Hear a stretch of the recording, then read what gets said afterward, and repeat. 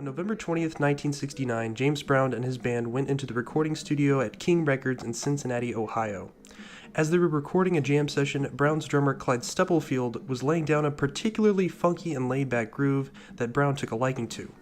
As the entire band was playing, Brown called out to the rest of the band, asking Stubblefield to play by himself, but not to solo or improvise, and only to continue to play the groove that Stubblefield was already playing. The rest of the band stopped, leaving the drummer to play an 8-measure drum break. Now, little did Stubblefield or Brown know, however, that this drum break would become one of the most influential samples in hip-hop and popular music history. Hello and welcome to the Sample Library, where we explore and analyze some of the most well-known samples in the world of hip-hop and popular music. I'm Zach, and today we're going to be talking about one of the most well-known drum breaks in hip-hop, Funky Drummer by James Brown. The genesis of the growing popularity of this drum break, specifically in hip-hop, started in 1986 when Funky Drummer was re-released on James Brown's compilation album In the Jungle Groove. Now, Polydor Records recognized the popularity of this drum break with MCs and DJs at the time and included a 3-minute loop of the drum break entitled Funky Drummer Bonus Beat Reprise.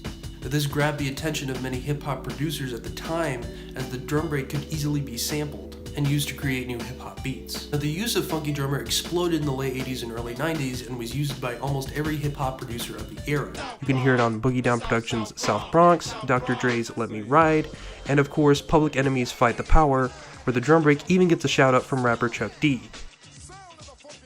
Now, Funky Drummer, of course, has been used by many other artists outside of hip-hop, such as EDM artists like Moby, or pop stars such as Britney Spears, Ed Sheeran, Nicki Minaj, and yes, even Kenny G. Stop that. Now, Funky Drummer to this day is still one of the most sampled drum breaks in popular music history, and according to WhoSampled.com, has been sampled over 1,300 times. Now, you might be thinking, why? Why? What makes this specific drum break so popular in comparison to any other sort of drum pattern? What makes this specific drum break popular? Well, I think part of it has to do with just sampling culture in general. As the drum break gets used more and more people recognize it and then want to use it in their own beats, and it just sort of spreads like that. But I think another part of it has to do with the actual sound and groove of the drum break itself. Now, NYU PhD student Ethan Hein has a great analysis of Funky Drummer that I'll leave in the description on his blog. And what Ethan Hein talks about is that the groove of the drum break has this laid-back vibe that it almost has like a quasi-swing type feel to it that isn't too stylized, so it can be used in a variety of different ways, from the intense rapping of Public Enemy to even Sinead O'Connor. Let me know what you guys think. What do you guys think of Funky Drummer, and are there any other samples or beats that you guys would want me to look at?